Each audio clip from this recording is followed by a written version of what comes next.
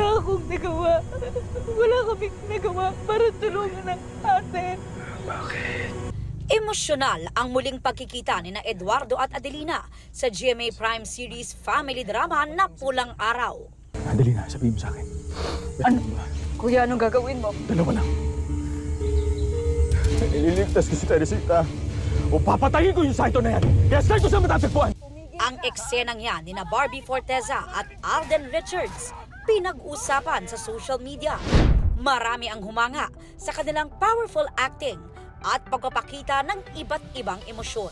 Salamat. Happy kasi yun nga parang I owe it to the audience and of course I owe it to the people who have been part of this parang very dark times ng bansa natin. Nako, pagkatapos nga nung eksenang yun, nagyakap kami ni Alden kasi na-miss naming maka-eksena ang isa't isa eh. Alden, given naman yan, diba? Ibibigay niya naman talaga yung best niya. Sunod-sunod ng araw ang mabibigat na mga eksenang mapapanood ngayon sa Pulang Araw.